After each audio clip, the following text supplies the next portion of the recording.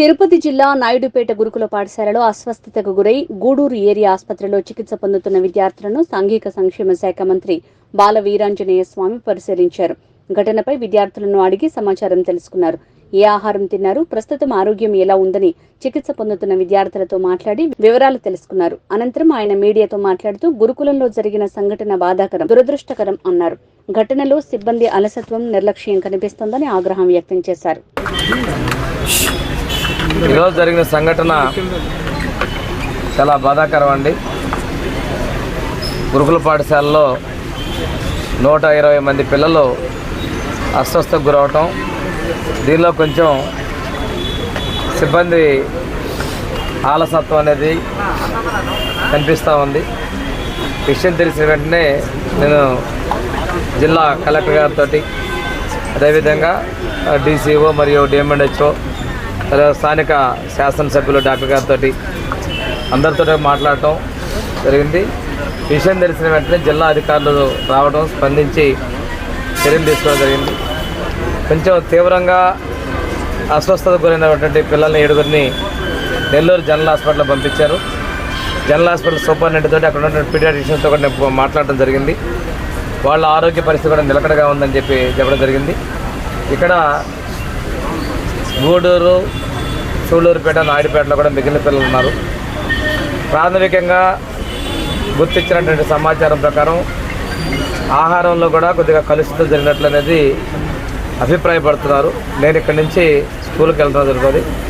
బాధ్యుల మీద చర్యలు తీసుకోవడం జరుగుతుంది. ఇది సీజన్ మారింది, వర్షాలు కూడా వస్తూ ఉన్నాయి, డిసీజెస్ వస్తున్నాయి. కామన్గా ఈ సీజన్లో వచ్చేటువంటి ఈ అతిసార వ్యాధులు కూడా విస్తృతంగా ఉన్నాయి. ఏది ఏమైనప్పటికీ కూడాను గురుకుల పాఠశాల అంటే ఒక మనకి ఇన్స్టిట్యూట్లో శ్రద్ధ ఉండేటువంటి పరిస్థితుల్లో ఇటువంటి సంఘటనలు దురదృష్టకరం. దీని మీద సమగ్ర విచారణకి జాయింట్ కలెక్టర్ ఆధ్వర్యంలో ఒక విచారణ బృందాన్ని ఏర్పాటు చేసి ఎక్కడ లోపాలు జరిగినది చూసుకొని ఆ జేసీ గారి నివేదిక ఆధారంగా చర్యలు తీసుకుంటాం. ప్రాథమికంగా కొన్ని లోపాలు కొందరి వల్ల జరిగిన విషయాన్ని కలెక్టర్ గారి దృష్టి రావడం జరిగింది. వాటి మీద వివరణ చర్చించుకొని చర్యలు తీసుకుంటాం. ఇది ఈ ఒక్కచోటే కాదు, రాష్ట్రంలో ఎక్కడైనా కానీ ఒక సాంఘిక సంక్షేమమే కాదు, గురుకుల పాఠశాలది సాంఘిక సంక్షేమం కావచ్చు, వెనుకబడిన తరగతులు కావచ్చు, మైనారిటీ కావచ్చు, ట్రైబల్ వెల్ఫేర్ కావచ్చు, ఎక్కడైనా కానీ ఇటువంటి సంఘటనలు రాకూడదు అనేది ప్రభుత్వ లక్ష్యం. ఈ సంఘటన జరిగిన తర్వాత ముఖ్యమంత్రి గారు మాట్లాడడం జరిగింది. సీఎంఓ పేషి రెగ్యులర్గా కలెక్టర్ గారితో నాతో కూడా ఫాలోఅప్ చేస్తూ ఉన్నారు. ప్రతి ఒక్క విద్యార్థికి ఎటువంటి ఇబ్బంది జరగకుండా మెరుగైన వైద్యం అందించడానికి ఎక్కడికైనా మనం తీసుకెళ్ళాల్సి వైద్యం చేయించమనేటువంటి జరుగుతూ ఉన్నాయి. ఇక్కడ సూపరింటెండెంట్ తోటి డాక్టర్ల బృందంతో మాట్లాడడం జరిగింది. ఇక్కడికి వచ్చినటువంటి పిల్లల పరిస్థితి బాగానే ఉందని చెప్తున్నారు.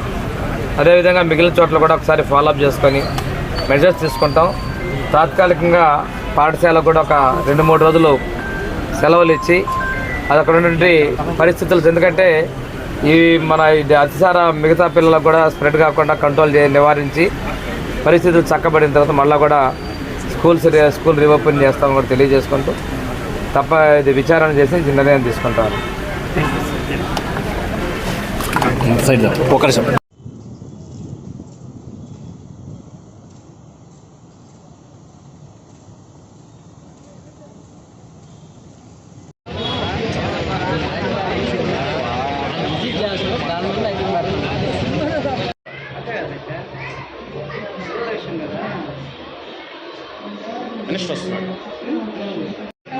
అది కాదు, మనం చూస్తే దక్కిలి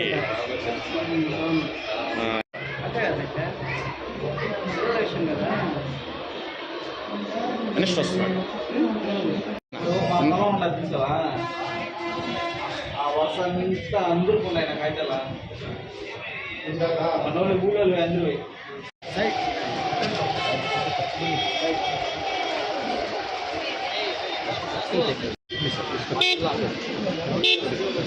కొద్ది వెనక్కి వచ్చాడు, కొద్ది వెనక్కి రండి మీరు.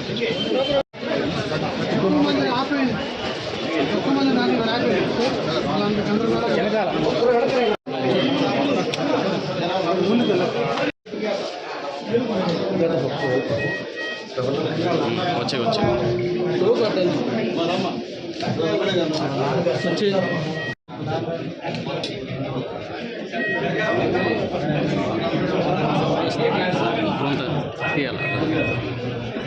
నీకు ఎమోషన్స్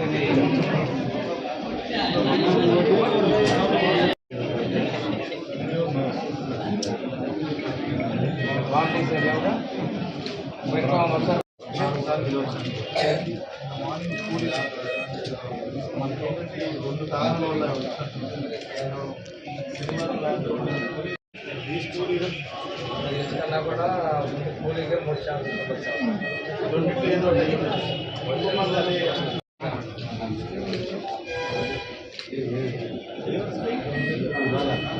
ఏదో నాకు ఇంకో డౌట్ వచ్చిందా, మన ఏసీలో దిగాం కదా, వేడిగా ఉంది, అమౌంట్ వచ్చింది. సరే డాక్టర్ గారు టెంపరేచర్ చూడండి అమ్మా.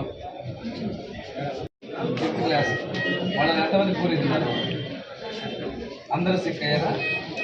ఇక్కడ ఎవరు ఉన్నారు మీ క్లాస్మేట్స్ ఉన్నారా? ఏం పేరు బాబు? ఓకే, ఏ ఊరు మీది? ఏ క్లాసు? 5th class. మీకు ఎన్ని మోషన్స్ అయినాయి? సార్ డాక్టర్ గారు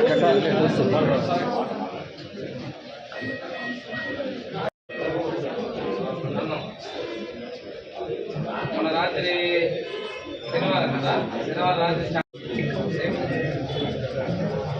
రిలీజ్ అంటే ఉండాలి కదా, పోయి శుభ్రం చేపిస్తారు కదా. ఏ క్లాస్? ఇక్కడ 4 సంవత్సరాలు